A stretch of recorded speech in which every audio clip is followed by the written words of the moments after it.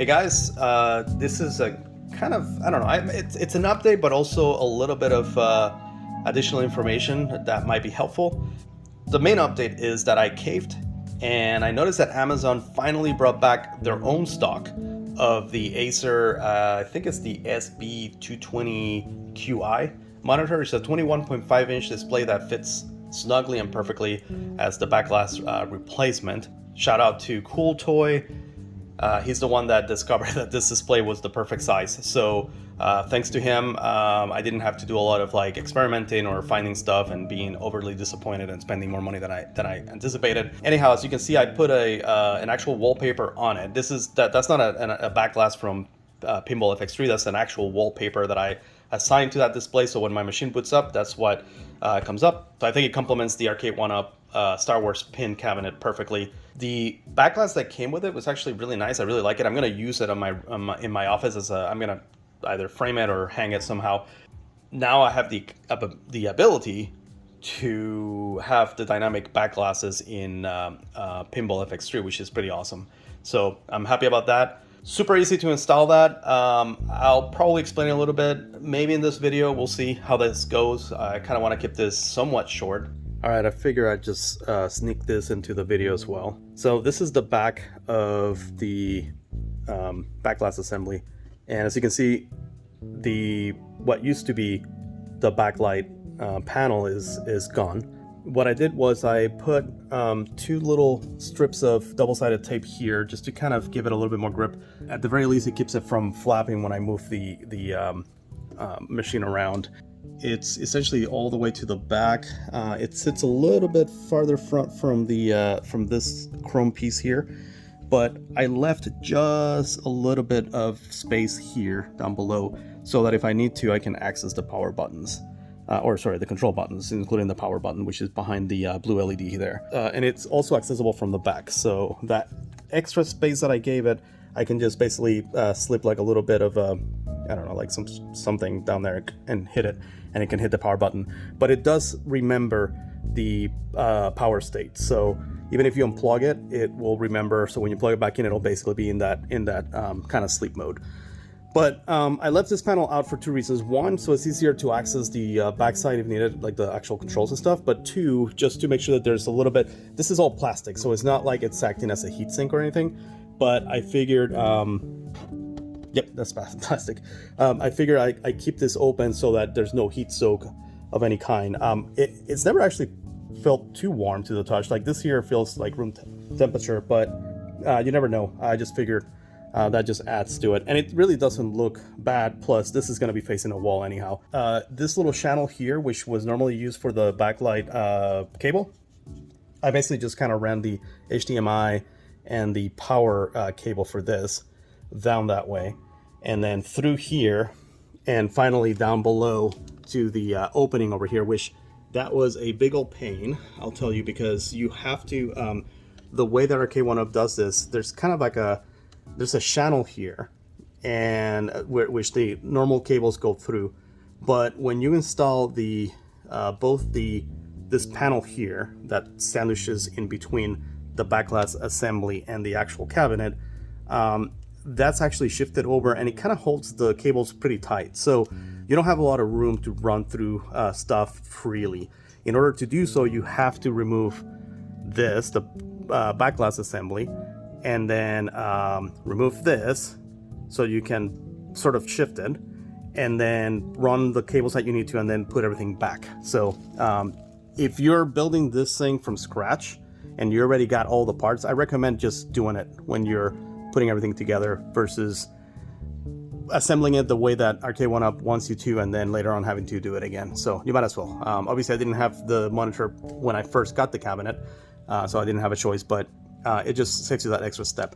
And then the last thing I did was I had this extra fan laying around. It's an LED fan, well, just red LED, but it has a built-in 3-speed controller, which is pretty cool. It's at the lowest speed right now, which is pretty quiet. And a single screw over here will hold it, and those are the existing screws that you use for the panel. That will actually hold a fan here just nice and tight. And then I ran the its 12-volt connection up here, and I have a splitter in there, and then I can run that fan. The reason I did that was because, I don't know if you can see in there, but that's where my Optiplex 9020 resides. The top is open to give better airflow, and it got pretty toasty in there, to the point where if you can see the metal plate behind the LCD panel for the playfield, if you touch that LCD panel, it felt pretty warm to the touch. So I was like, you know, that might create like a hot spot on the LCD display, and eventually it starts, like, I don't know, changing colors on me or something. The blinky LEDs you see over there, that's actually from the, I think it's called a KL25Z or FZ or something like that. That's the development board that you can use to add the accelerometer for the notch control. When you find those boards, they don't come with any of the plug components already soldered in. So the only thing you can really leverage from them immediately, if you don't have any like special like the little clip-on cables and stuff, is the accelerometer via the USB port, which is good enough. So I use a separate zero delay encoder, and that acts as my buttons. So all the buttons are through that, and then the notch control is through the development board. So that's what you see flashing back there. I don't have any fancy LED. I mean, it would be pointless. You can't see that from the outside. So if you were wondering what's doing that. But it kind of adds a cool effect when you're looking through here. So I guess that's cool. Basically, my machine is almost all the way to the back. I have two video cards in it, because this is a low profile machine.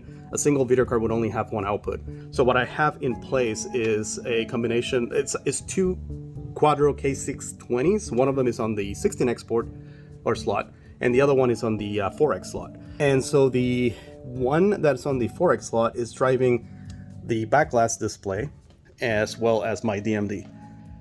The DMD display is actually driven by the display port to HDMI because it carries the audio, which also goes into the speakers, which is pretty awesome.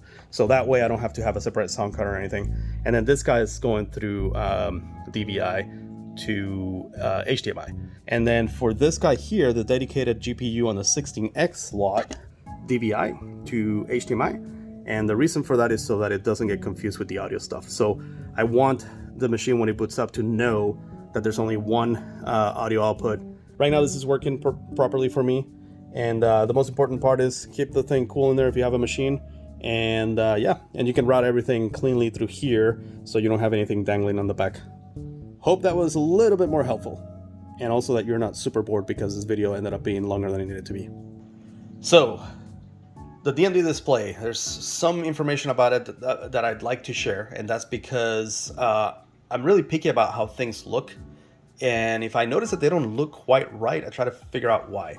So when you reach out to Zen to get the access code for cabinet mode, they reply back, after they do the validation and all that stuff, they reply back with an email message that contains links to FAQs and some information, which is awesome. I've been really happy with their support. I think Zen deserves a lot of credit for both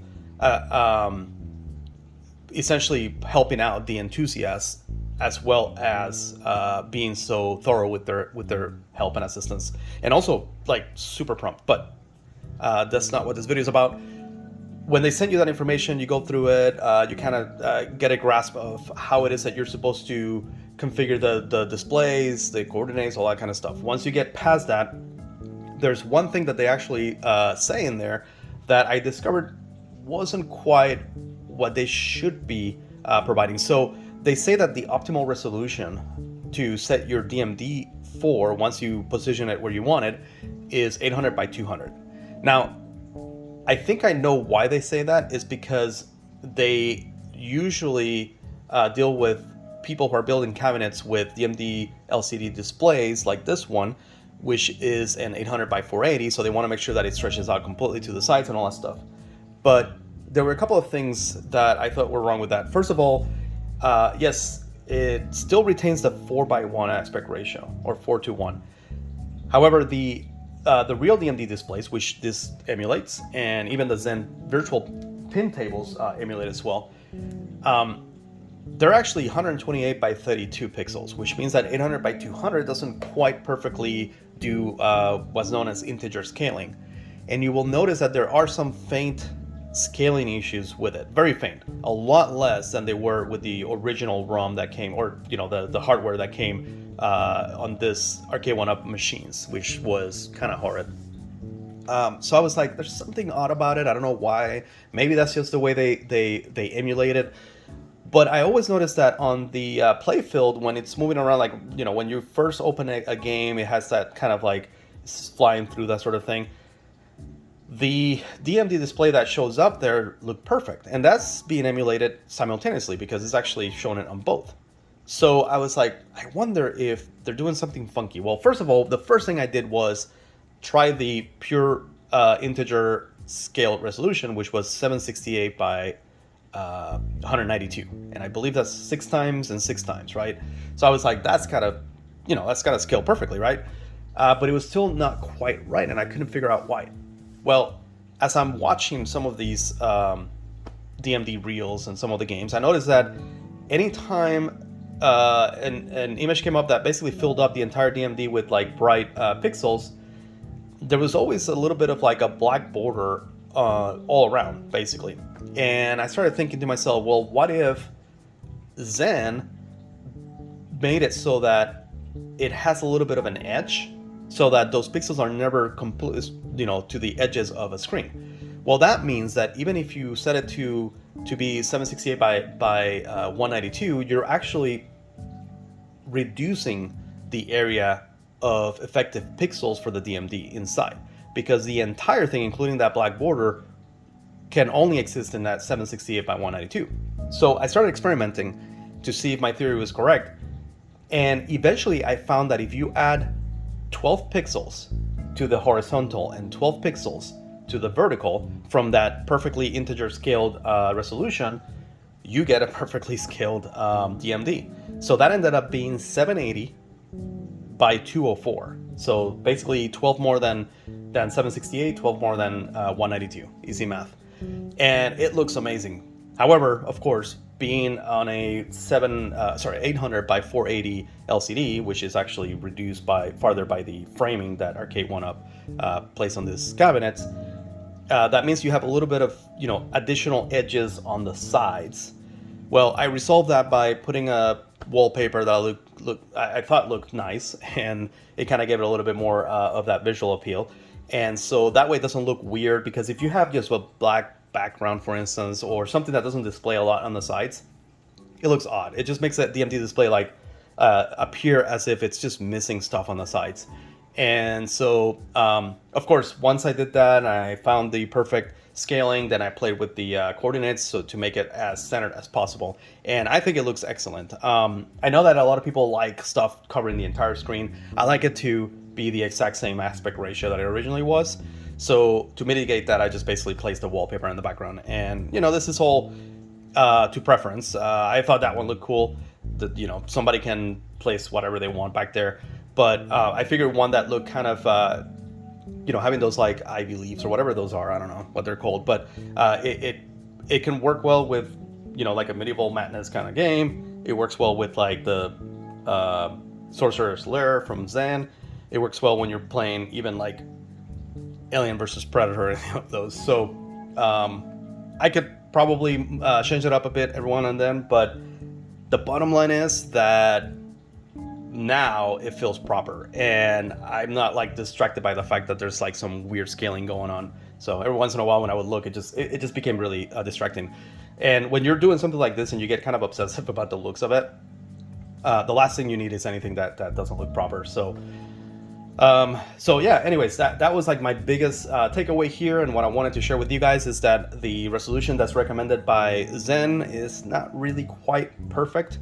I would scale this to 780 by 204 pixels, and that will scale perfectly. Again, I don't know how useful this is to you guys. Hopefully some of you might be as picky as I am, and this in some way kind of gave you like a little aha moment and brought you a little bit more enjoyment to your configuration. But everything else is basically the same. I still have the 23.8 inch LCD as my playfield. I'm happy with it. I know that some people might want as big of a screen as possible, and I don't blame them. If you're building a large cabinet or a cabinet to replicate the real deal, you definitely want the biggest thing that you can fit in there that will look to scale.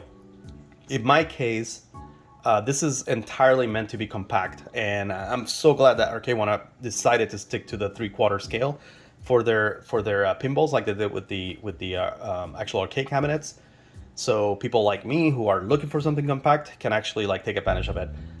As far as like the build quality, still no complaints. I've been abusing this thing with the notch because I've been doing a lot of like tweaking my sensitivity settings for the notch, and it's received a little bit of a beating, and it's still like, I mean, there's nothing loose on it.